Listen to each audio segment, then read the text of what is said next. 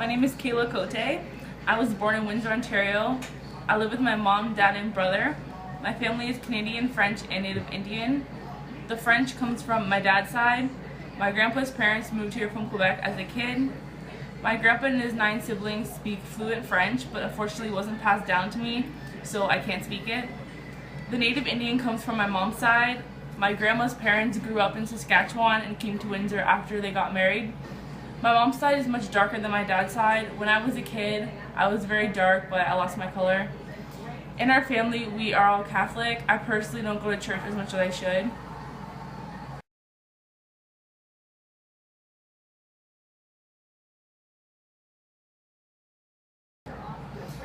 In our family, we have a few traditions. Everyone is assumed for Christmas to go to my Nana's from 9 in the morning to 11 at night, so we spend the entire day there. We eat there, we celebrate, and we open all the presents. While at Christmas, the youngest grandson's job is to always put Jesus in the manger. My family is very Canadian. The person I interviewed was my cousin's fiance. He's Nigerian and is 30 years old. He grew up in Nigeria along with his ancestors. Him and his sisters and parents moved here 10 years ago. His aunts, cousins, and extended family are all in Nigeria right now. Just like me, he is Catholic. They're very religious in Nigeria. Everyone will be in church every Sunday.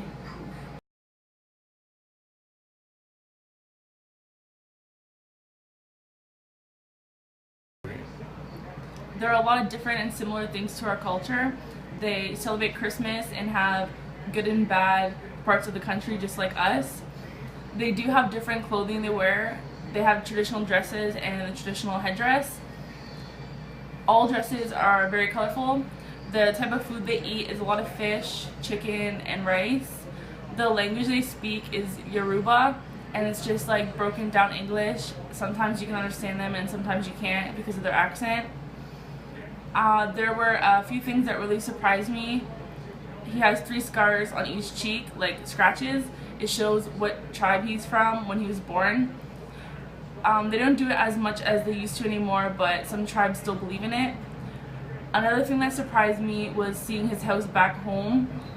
It's a 5-bedroom stucco house and it's all gated. When we think of Africa, we think of a very poor country and just everything that we see on TV, but that's not true.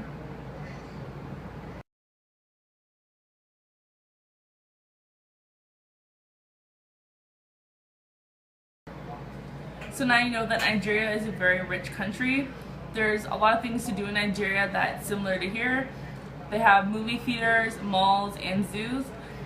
There's a funny story. I actually asked him why they have zoos because of where he lives, and he laughed and told me that elephants don't live in their backyard. It's only in the rainforest, which is a different part of Nigeria.